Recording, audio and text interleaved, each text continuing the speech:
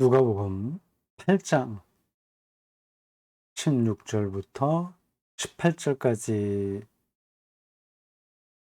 다른 패라는 소제목을 붙여서 토파보기 해보겠습니다. 짧은 대목입니다. 16에서 18절까지 3절에 불과합니다. 저기 읽어보겠습니다. 누구든지 등불을 켜서 그릇으로 덮거나 평상 아래에 두지 아니하고 등경 위에 두나니 이는 들어가는 자들로 그 빛을 보게 하려 함이라.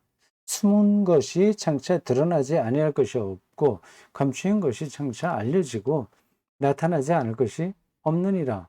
그러므로 너희가 어떻게 들을까 스스로 삼가라. 어떻게 들을까 이렇게 돼 있어요.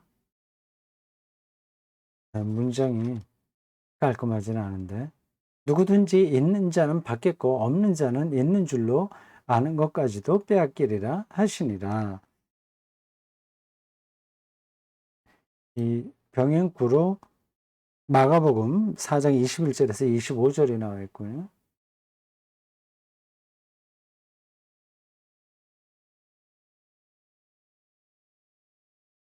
뭐 옛날 사람들이 다 등불을 켜고 살았으니까 저도 등불을 켜고 지냈던 기억이 있습니다. 네, 그건 옛날 이야기고 그릇으로 덮거나 평상 아래 두지 않는다. 당연하죠.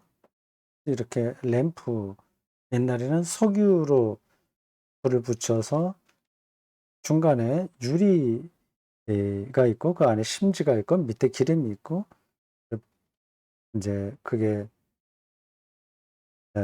불이 붙어서 빛을 내죠. 냄새가 많아요. 근데 뭐 그걸 그 밤에 너무 오래 켜놓으면 아침에 이게 목도 컬컬하고 뭐 콧구멍도 예, 그름이 입혀지기도 하고 뭐 그렇습니다. 지금은 우리 나라가 사는 이 삶의 수준이라고 하는 건 최고급입니다.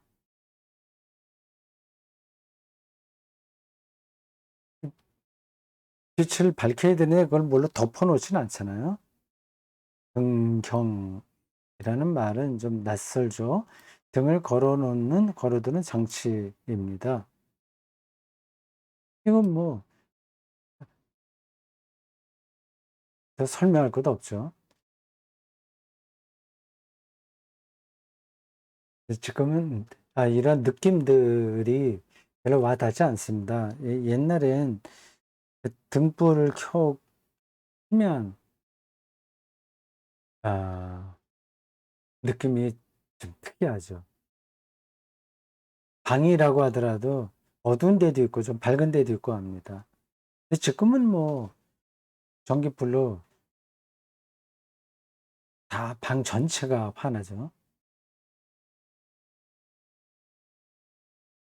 조금 더 세월을 더 거슬러 올라가게 되면 등불 하나 켜놓고 그리고 밥상 하나 놓고 가족들 4-5명이 혹은 5-6명이 둘러 앉아서 저녁밥을 먹을 수 있습니다. 그리고 가능한 대로 빨리 자죠. 옛날에야. 등불을 계속 켜놓을 수 없으니까요. 17절 숨은 것이 장차 드러나지 아니할 것이 없고 감추인 것이 장차 알려지지 알려지고 나타나지 않을 것이 없느니라. 숨은 것 그리고 감추인 것 이렇게 나옵니다. 그걸 이제 개념적인 용어로 바꾸면 은폐성이라는 겁니다. 은폐성. 숨어 있는 어떤 성질, 성격입니다. 이 세 개는 기본적으로, 아니 근본적으로 숨어 있습니다. 우리가 어디서 왔는지를 빅뱅이라고 얘기하지만 우주 전체의 시작이 그 빅뱅 이전은 여전히 몰라요. 그것만이 아니라 지금 우주에 있는 모든 것들은 우리가 알질 못합니다. 뭐 블랙 흑암 물질 혹은 흑암 에너지가 있다고 그러잖아요. 흑암 에너지와 흑암 물질이 우주의 한 96%를 차지합니다. 우리가 살고 있는 이 지구나 태양, 아, 그래, 행성, 항성, 뭐, 은하계, 이런 것들, 우리가 실체로 있다고 하는 것들은 우주에서 4%밖에 되지 않아요. 나머지는 다 다른 물질입니다. 흑암 에너지, 흑암 물질이라고 얘기하는데, 그게 어떤 역할을 하는지 다 모릅니다. 감춰져 있습니다.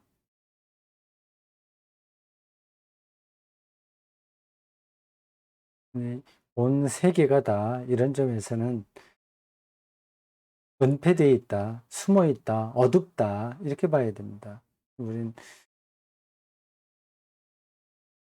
지금 그렇게 살고 있어요. 그래서 과학 지식이 늘어나기 때문에 그런 어둠의 영역들이 다 밝혀진다고 여러분들이 생각할지 모르지만 전혀 그렇지 않습니다. 요즘 한스킹, 과학을 말하다 강독하면서 몇 번 나온 이야기이고, 그 이전에 과학, 자연신학, 파넨베르크의 그거라든지, 그 전에도 몇 번 과학에 대한 책을 강독할 때 나왔던 얘기인데, 자연과학은 어떤 물리적 세계를 밝혀서 알면 알수록 더 모르는 세계가 많다는 것만 확인해 줄 뿐입니다. 아는 것들이 양쪽으로 늘어나요, 이게. 확실히 많이 우리가 지금 알고 삽니다. 옛날에 비해서. 그런데 역설적으로 또 모르는 게 더 늘어나게 됩니다. 그러니까 그 전에는 우리가 모르고 있던 게 뭔지도 몰랐어요. 근데 그 과학이 갈수록 모르고 있다고 하는 게 또 드러나는 겁니다. 양자역학이라고 하는 걸 옛날에 뭐 상상이나 했겠습니까? 그 세계가 그게 그 세계 그 양자의 세계가 있다고 하는 걸 알게 되니까 과학적으로 밝혀낸 거잖아요. 그러니까 그 양자의 원리 뭐 그런 것들이 더 모르겠는 거예요. 이 세계가 어떻게 작동되는 건지에 대해서 점점 더 모르고 있는 겁니다. 이게 입자인지 파동인지 말이죠. 그리고 어떤 과학적인 원리를 확정적으로 얘기할 수 있는 게 점점 없어져요. 그 양자역학을 말하는 개념 중에 가장 중요한 것이라고 할 수 있는 불확정성 원리가 이제 그겁니다. 과학은 확정적으로만 뭐를 얘기해야만 그 학문이 성립되는 거 아니겠습니까? 하나 더하기 하나는 둘이어야 되잖아요. 근데 양자의 세계에 들어가게 되면 그런 대답이 불가능합니다. 또 원인이 이 연필을 이렇게 던지면 궤적에 따라서 어디 떨어져야 되잖아요. 그걸 계산해 낼 수 있는 게 과학이 아닙니까? 근데 그게 안 되는 거예요. 그 궤적을 계산해 낼 수 없습니다. 그 불확정이라는 거예요.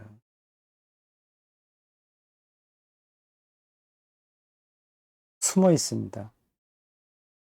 이것은 곧 하나님도 숨어 있다. 숨어 계신 하나님. 그렇게 말하는 게 맞습니다. 왜 하나님은 가난한 자, 그리고 억울한 자를 여전히 내버려 두시고, 난폭한 사람들도 여전히 내버려 두시는가? 하나님이 정의롭고 전능하다면 이 세상을 당장 그 정의롭게 고쳐야 되지 않냐? 그런 얘기가 가능하잖아요. 왜 그런지 그 하나님의 은폐성입니다. 그 하나님의 아들이 십자가에 죽는다? 이게 하나님의 은폐성을 가리킵니다. 그러면 우리가 알지 못하는 것을 적당하게 은폐라는 말로 쉽게 해결하고 넘어가려고 하는 거냐? 그런 질문이 가능한데 그렇지 않습니다. 네.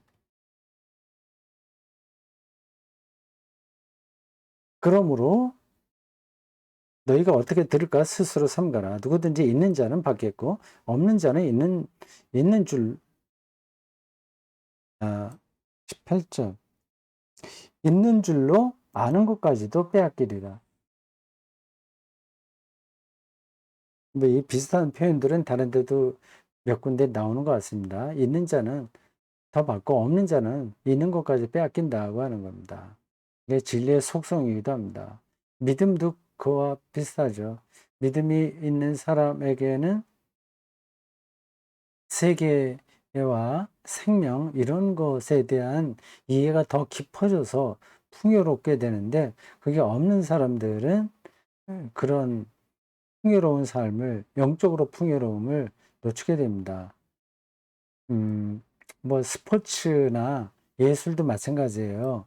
어느 단계로 가서 쭉 구도종진하는 사람들은 그 절정을 향해서 점점 가게 되는데 그 거기까지 가지 못한 사람들은 저 밑으로 떨어지게 됩니다. 인생살이도 사실은 그와 같은 거죠. 여기서는 그러니까 앞에 나온 그 비유 이야기에 이어지는 말씀이라서 하나님 나라 이 비유의 핵심은 하나님 나라잖아요. 그죠? 음, 앞에 구절에 나오지 않습니까? 하나님 나라의 비밀입니다. 그거하고 연관되는 거죠. 하나님 나라의 비밀을 에, 아는 사람들은 더 많이 하나님 통치의 능력 안에 들어가게 되고 그걸 모르는 사람은 내가 가지고 있는 거라고 생각하는 것마저도 결국은 놓치게 된다. 네, 옳은 말씀이라고 생각합니다. 은폐와 탈은폐. 제목을 잘못 달긴 했네요. 탈은폐.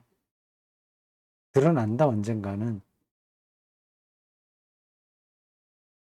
뭐 그런 정도로 이해하면 되겠습니다. 여기까지입니다.